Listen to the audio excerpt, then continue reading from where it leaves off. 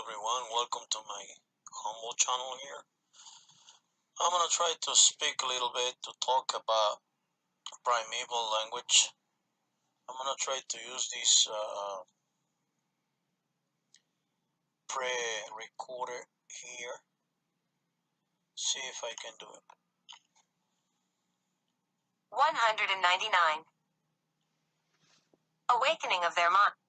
Before that, they communicated through what would now be called thought transference, though, with the exception of the race called the Sons of Will and Yoga, the first in whom the Sons of Wisdom had incarnated, thought was but very little developed in nascent physical man, and never soared above a low terrestrial level.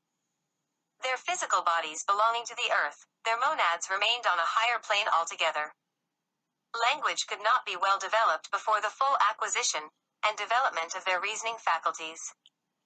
This monosyllabic speech was the vowel parent, so to speak, of the monosyllabic languages mixed with hard consonants, still in use amongst the yellow races, which are known to the anthropologist. *2. These linguistic characteristics developed into the agglutinative languages. The latter were spoken by some Atlantean races, while other parent stocks of the fourth race preserved the mother language. And as languages have their cyclic evolution, their childhood, purity, growth, fall into matter, admixture with other languages, maturity, decay and finally death, so the primitive speech of the most civilized Atlantean races, that language, which is referred to as Rakshasi Bhasa, in old Sanskrit works, decayed and almost died out. While the cream of the fourth race gravitated more and more toward the apex of physical and intellectual evolution, thus leaving as an heirloom to the nascent fifth, the Aryan, race the inflectional, highly developed languages, the agglutinative decayed, and remained as a fragmentary fossil idiom, scattered now, and nearly limited to the aboriginal tribes of America. The present yellow races are the descendants, however, of the early branches of the fourth race. Of the third, the only pure and direct descendants are, as said above, a portion of the fallen and degenerated Australians, whose far distant ancestors belong to a division of the seventh subrace of the third. The rest are of mixed Lemuro-Atlantean descent. They have since then entirely changed in stature and intellectual capacities.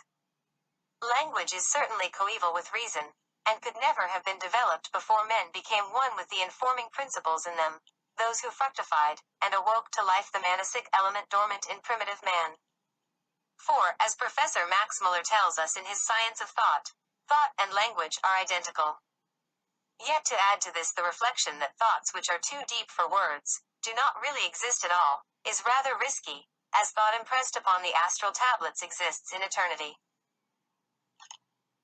whether expressed or not. Logos is both reason and speech, but language proceeding in cycles is not always adequate to express spiritual thoughts. Moreover, in one sense, the Greek logos is the equivalent of the Sanskrit vak, the immortal, intellectual, ray of spirit. And the fact that vak, as Devasena, an aspect of Sarasvati, the goddess of hidden wisdom, is the spouse of the eternal celibate Kumara, unveils a suggestive, though veiled, reference to the Kumaras, those who refused to create, but who were compelled later on to complete divine man by incarnating in him. All this will be fully explained in the sections that follow. 200. The Secret Doctrine. 3. The inflectional speech, the root of the Sanskrit, very erroneously called the elder sister of the Greek, instead of its mother, was the first language, now the mystery tongue of the initiates, of the fifth race. At any rate, the Semitic languages are the bastard descendants of the first phonetic corruptions of the eldest children of the early Sanskrit. The occult doctrine admits of no such divisions as the Aryan and the Semite, excepting even the Turanian with ample reservations. The Semites, especially the Arabs, are later Aryans, degenerate in spirituality and perfected in materiality. To these belong all the Jews and the Arabs. The former are a tribe descended from the Tkandalas of India, the outcasts, many of them ex-Brahmins, who sought refuge in Chaldea, in Sind and Arya, Iran, and were truly born from their father Abram, no Brahmin, some 8,000 years BC. The latter, the Arabs, are the descendants of those Aryans who would not go into India at the time of the dispersion of nations, some of whom remained on the borderlands thereof, in Afghanistan and Kabul, and along the Oxus, while others penetrated into and invaded Arabia.